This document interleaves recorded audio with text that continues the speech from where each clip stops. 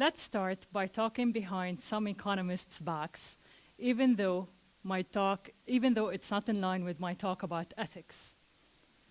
Here we have Ben Bernanke, the 14th chairman of the Federal Reserve, said September and October of 2008 was the worst financial crisis in global history, including the Great Depression. We all know that, Ben. And then we have the European Central Bank, in a surprising move last month, cut the main interest rate to 0 to jumpstart the economy. Have we thought about the distortions this creates long term? Dr. Zati Akhtar, she's the governor of the Central Bank of Malaysia. Let's remember to put politics aside. The Malaysian economy was more resilient during the 2008 financial crisis. She recently said that the rating agencies did not give us the ratings we felt we deserved. Let's stop picking on these economists, and let's thank 8 American and European economists who argued in their recent paper that economists were too disconnected from the real world to see the crisis forming. And another thank you to Janet Yellen, who is the current chair of the Board of Governors of the Federal Reserve, when she recently gave a speech about finance and society and the distorted incentives in the financial system. Speaking of finance and society, we all know that the rich-poor gap is widening. Income inequality is identified as one of the world's serious challenges. We all think that our economies are recovering. Well, maybe, but not sustainably. Even the IMF 2016 Global Financial Stability Report is now warning of threats to the financial stability due to increased economic risks and uncertainty. Uncertainty.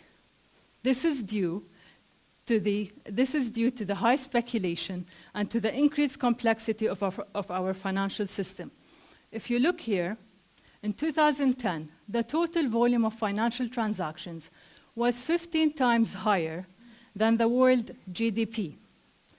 In other words, the total amount of cash in the system is 15 times greater than the real value of goods and services produced on our earth. In simpler terms, what we have here is that we're 15 times more disconnected from our real world. So what do we need to do? We need to build an economy that is more connected to the real world, where finance and society are directly linked, where finance serves society and not the other way around. We need finance that tackles the world's serious issues such as poverty and climate change. First, we need to fix the distorted incentives in the financial system. How? By changing the way we think. Instead of thinking short-term profits, we think long-term profits. We think sustainably, we think ethically. In other words, we need to change the culture of our financial system. Even the managing director of IMF, Christine Lagarde, said that our leaders need to act with a greater sense of accountability and prudence, and to better align financial incentives with societal objectives. To achieve this, we need supervision, we need regulations, we need corporate leaders, we need individuals, we need everyone to get involved. Why? Because individual integrity stands at each level of our economy. These ideas all boil down to a field called ethical finance, which has recently gained more momentum post-financial crisis. Many governments are becoming more aware of the need of creating a sustainable economy. There are many initiatives and there are many organizations that are trying to support this field to increase its positive impact on our societies. I'm going to mention a few here, since I don't have much time. The first is the United Nations Principle for Responsible Investment Initiative. It's a United Nations initiative, and its goal is to support its signatories to contribute to the development of a sustainable global financial system.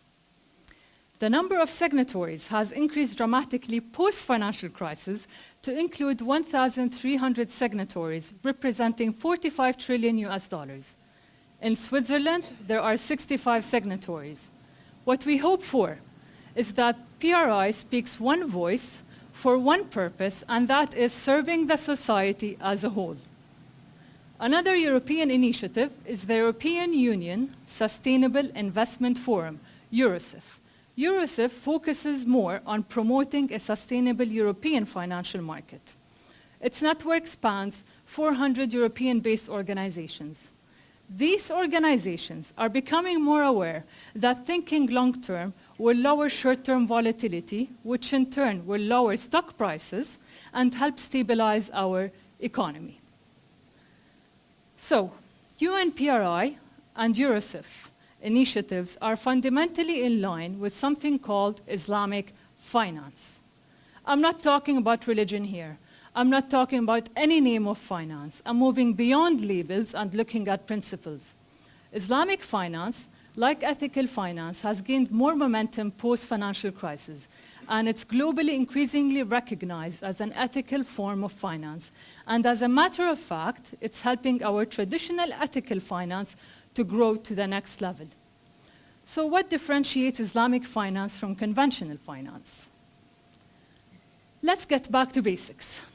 First, Islamic finance considers money as a measure of value instead of having a value of its own. Conventional finance generates money from money. If you have $1 US, you can create $100 out of it, either through trading it back and forth, or speculating on it, or betting on it, but not through profits. Why? Because conventional finance deals with money as a commodity, whereas Islamic finance considers money as a measure of value only. And that is the first fundamental that differentiates Islamic finance from conventional finance. Second, Islamic finance considers debt to be a moral obligation. What conventional finance did over the years, it transformed this debt, this moral obligation, into a business. We all know how much money we're making every day, millions of dollars, through the trading of the debt in the debt of others. Islamic finance prohibits such speculation or trading debt or discounting it. Okay, one economic dollar in Islamic finance equals one financial dollar. What do you think the value of one economic dollar is on Wall Street today? What is behind the value of our currency anyway? There used to be something, the gold standard, but not anymore as far as our treasuries are concerned. So what backs our currency?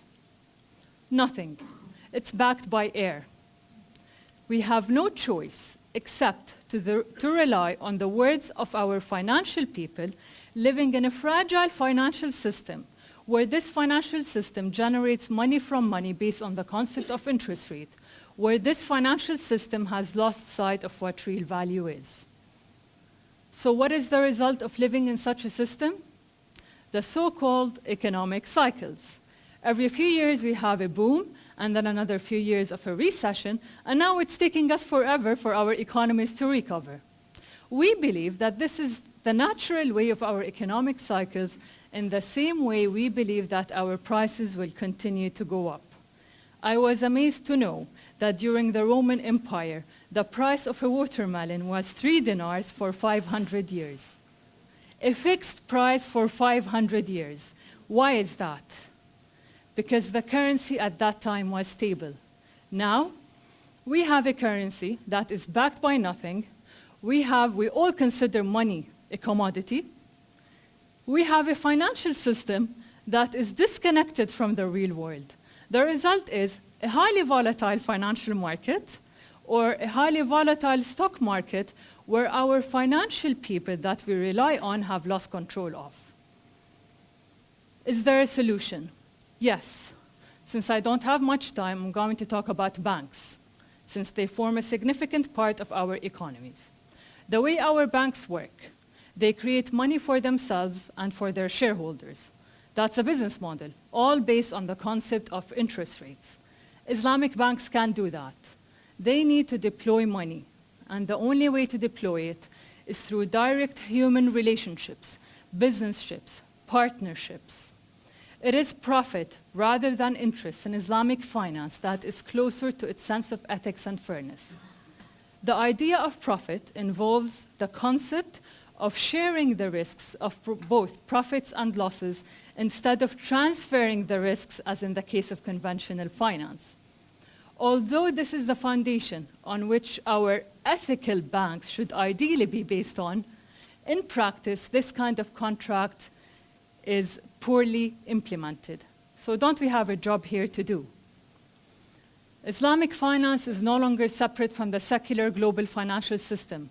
Instead, it is becoming an integral part of it. There's a surge of interest in Islamic finance from non-Muslim countries, such as the United Kingdom, Luxembourg, Germany, Hong Kong, Ireland, and the list goes on.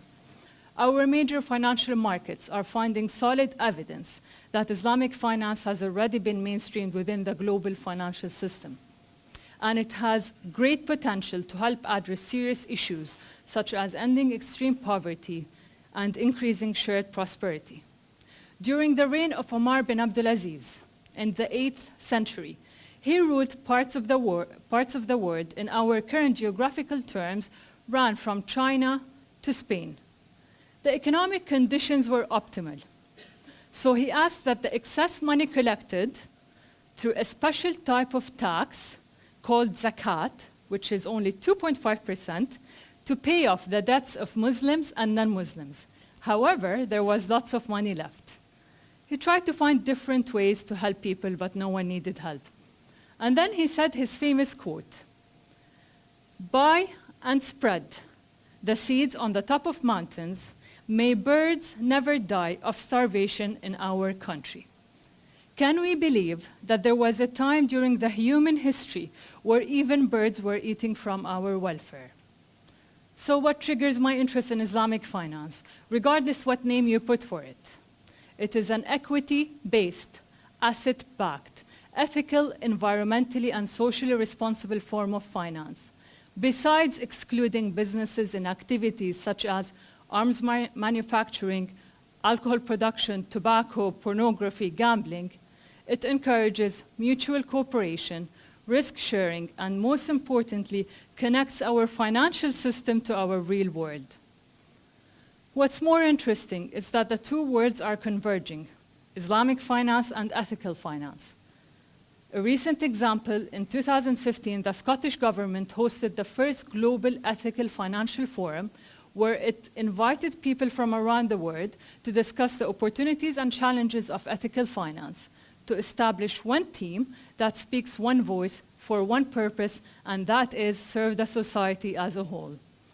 There is a mandate for change towards ethical forms of finance, to move away from a world of financial greed. You may say it's about regulations.